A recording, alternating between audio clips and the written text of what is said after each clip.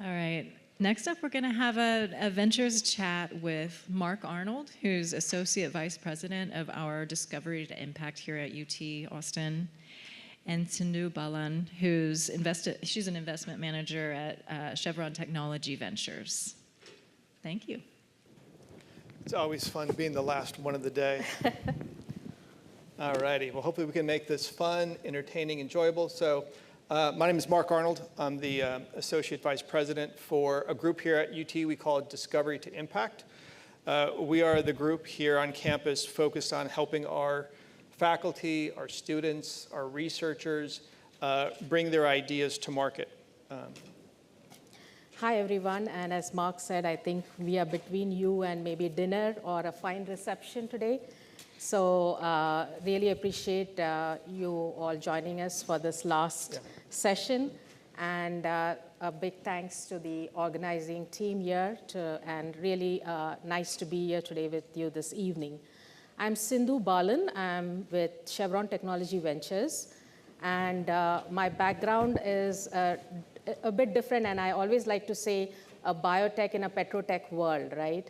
So my undergrad is in pharmacy and an MTech in downstream processing on the fermentation side of things.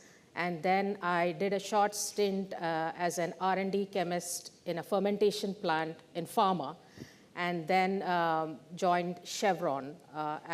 My first job with Chevron was with Chevron Technology Ventures.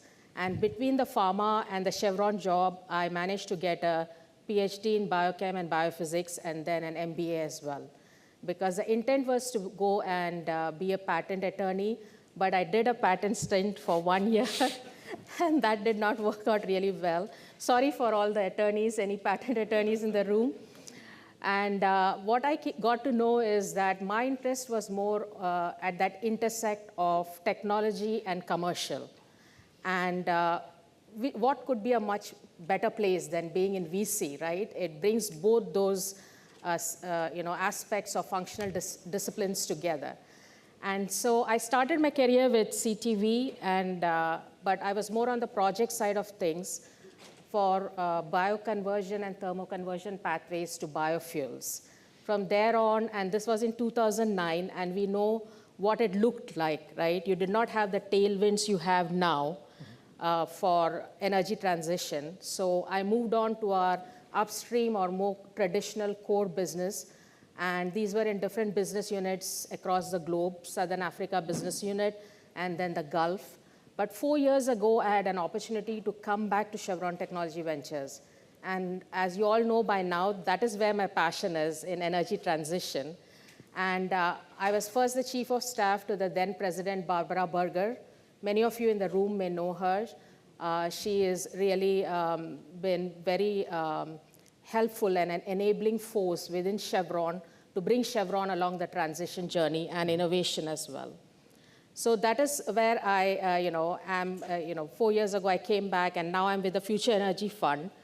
And the way our fund works is we engage with the startup ecosystem, and we bring startups into our portfolio.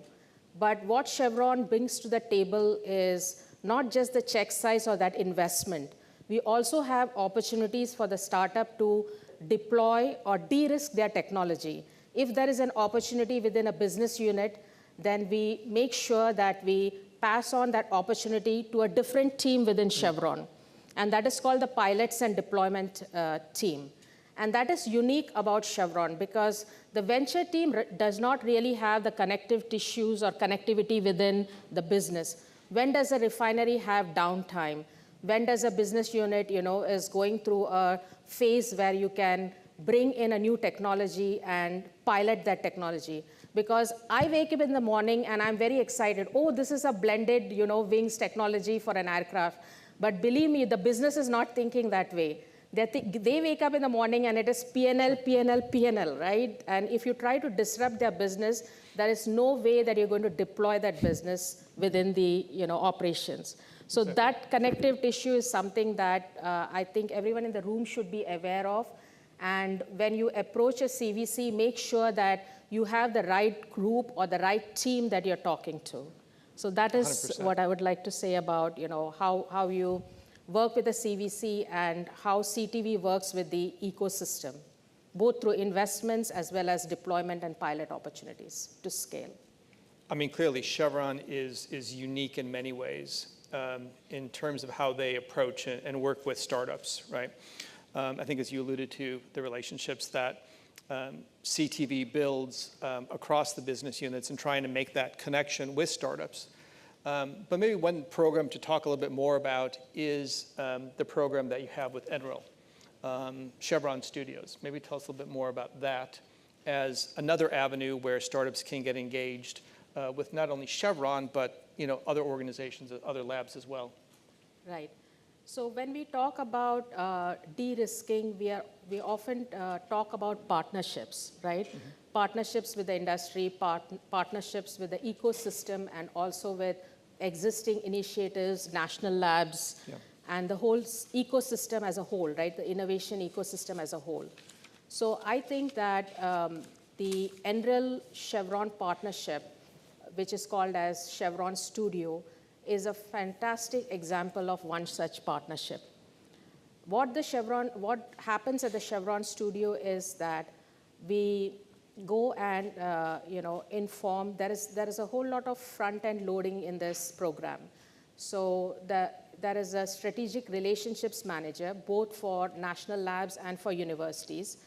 And one of their roles, newly added roles, is to make sure there is communication and IP from universities and national labs are pooled and then listed on this platform that is unique to the studio. At the same time, we also have entrepreneurs in residence. So if you're interested in being an entrepreneur, you can go and list yourself in this platform. And if there is an IP that catches your attention, you can let the team know, the NREL Chevron team know that you would like to, get this technology in and spin a company. And then we have a process through which you select or high grade the startups for that particular batch or cohort. And once a company comes into the cohort, we help them with some initial funding, which is safe, simple agreement, so it's for future equity. And we also help in kind. So as you know, Chevron has a number of SMEs that we can help, and we can facilitate some informational interviews. And we can also help the company with facilities, engineering, bids, any questions that they may have. And that is how we engage with the startups. Fantastic, fantastic. So talking about studio. Yes. Right. Yeah, so I'm thinking that, Mark, this question was not like a coincidence, right? I'm sure I heard over the grapevine that you're thinking of a similar model. And I was curious to know why now and how you, maybe this is your chance to pitch to the audience what it is that you're bringing to the table. Yeah, well, it's a great question. I think one of the things that we're focused on at Discovery Impact, right? We talked about IP development, startup creation, and I think the opportunity is for, similar to Chevron, others, is to potentially do a studio model here at UT as well. And what's the difference between the way startups are created versus a studio? And I think the real underlying difference is a studio model it's a more structured program of how to create turn really impactful ideas into really strategic and scalable companies. So do it in a very prescriptive and intentional way, right? I think the traditional manner is basically, right, idea comes out of a research lab, right? It kind of goes through the technology transfer office, and hopefully that idea may become a company at some point in time. I think with, so we've been looking at leading models from industry. We've looked at models in the life sciences sector and looking to potentially adopt that for us. We've looked at other peer institutions as well. And what really good studios do, and what I think we can do here at UT, it's the bringing together of amazing research, but combining it with top entrepreneurial talent that is also to your point earlier, it is already has addressed a need in the marketplace, right? I think that is absolutely critical. I think too often, right, you get a grant, the idea continues to unfold, right? Months or years later, right, you're now ready to take it to market or potentially take it to market, and it just may not be ready, or the technology may have advanced to a certain level where you need to do other things to move your piece of research into a means where it can be commercialized. So this studio model is a way to really help UT leverage, right, and in this case, our deep expertise in energy, and then you combine that with the other resources that we have here around, our compute resources, our leadership in artificial intelligence, robotics, and then the support and the connections that a group like Discovery to Impact can provide, I think can really be game-changing for really how do we advance opportunities, in this case, the energy space, into the commercial market space. And so for us, I think that it's a tremendous opportunity to work with partners like Chevron and others in order to advance this opportunity to bring this research really to the forefront of the marketplace today. So I think it's a pretty bold vision. We really haven't seen models like this be developed in universities. We've seen it in industry. But I think it's time that we now try to be like some others and bring it into a university setting. That's excellent. And wish you all the best. Yeah, it's a big task, but super excited. Staying on that thought about talent and research, right? So, we collaborate with folks like Chevron, quite closely through the Energy Institute and through other means.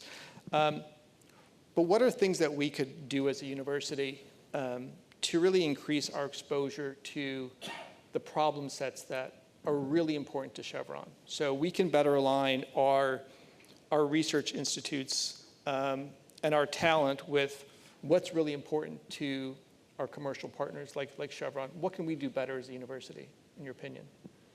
So if I were to think through this, right, I think there are two aspects on how you collaborate. One, I think, is the external ecosystem, and the other actually is the internal ecosystem that exists here. So externally, for example, this initiative you have here, and then through sponsors reaching out to the investor community within the VC, financial VCs, the corporate VCs out there, that is one aspect of the story. And on that, I think I would also think about both the pull and push strategy. So Mark, you mentioned the pull, right, where Chevron and others are saying, this is a gap that we see, and what is the research that you have within your university system to address this gap, and how can you help us? And here is the funding, to help us along with this, whatever it is, the opportunity or gap. But I think that you should also, have a push strategy, because the university system is unique in how they think through innovation. There are not the barriers that you have within the corporate system where you have, P&L, you have other considerations.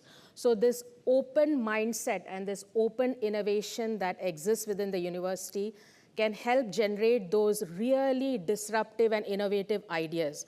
So I think that certain percentage of your efforts should go into this push strategy. And how you divide your funding and how you go about that is, depends on the risk you want to take and also the focus areas, right? Sure. Maybe you should select a couple of areas that you would go with the push strategy, where you feel your different colleges from STEM and other schools can come together and develop that. And so I think that that also ties into the second, the internal ecosystem, how you would work internally within the UT system, how you're going to collaborate. And maybe you have pitch competitions where the students from the entrepreneurship or business school prepares your business plan for the STEM college, things like that develop that connective tissues or connecting dots. The more dots you connect, the more innovative you're going to be and more you'll accelerate that pace of innovation. So I think you have to look at both external and internal aspects of how you collaborate and different ways to collaborate. Yeah, when you talk about connecting the dots, right, immediately comes to mind is coordination, integration, right? How do we think about the opportunity sets not just as, one school versus another, but right, how do we put, a cross-functional set of talent together, right, that maybe you wouldn't have imagined before, right? Because I think many of us in this room would not have imagined even 5 years ago that when we have conversations about energy transitions, that names like Amazon, Google, Meta would come up as part of those core cornerstones as part of that conversation, right? But now they're in the conversation today. So how do we also adapt and think about, the resources that we are going to try to put together to try to solve some of those problems? And so, because when you think about the path from lab to market, right, it's never straightforward, right? It's always going to take a little different course and maybe a wildly different course. And particularly when you think about the energy and the climate sectors, right? Now you add on typically, a sector that requires, larger amounts of capital than some other sectors, typically longer time frames to develop and deploy. And so again, it gets a lot more challenging. And so when we get into these kind of conversations with entrepreneurs or with teams, right, I don't think we can always stress enough is, probably my two biggest points I always try to make is one, don't do it on your own, right? It's a team that's required to make you successful and make the idea successful.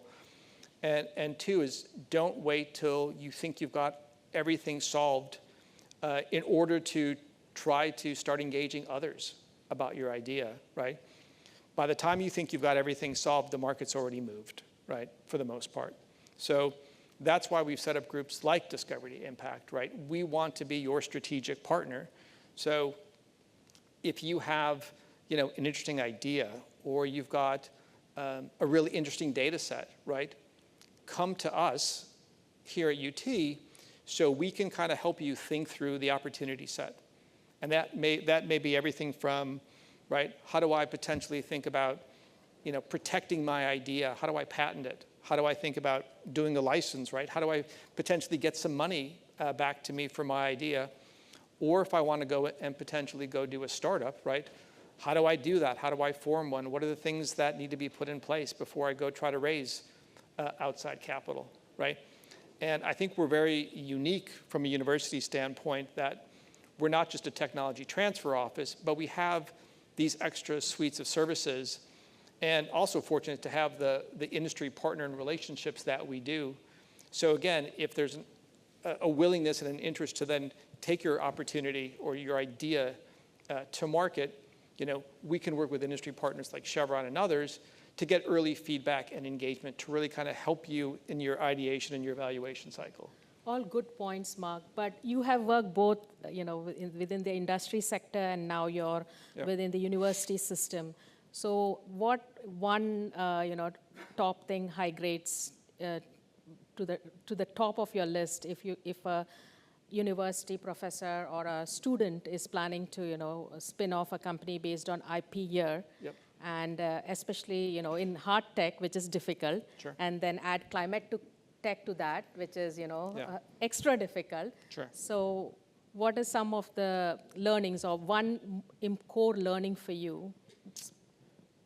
I think it goes back to what I said of don't do it alone, right? Okay. So we have programs, we have infrastructure, we have tools, we have networks. These are so incredibly valuable that if you were on the outside, it would take you months and potentially a lot of money to try to get access to. So leverage the infrastructure that we have here. So again, even if it's just bouncing ideas off us, right? We're a group here to try to help you move forward. And then secondly, again, I would say, be open to iteration, right? Have conversations with folks outside of your domain, outside of your area of expertise. Whether that's industry or colleagues in another area within the university, I think more often than not, you find that the opportunity set can really blossom into something or into a market that maybe you haven't thought of before. Let me ask you one more question, given the time frame we have.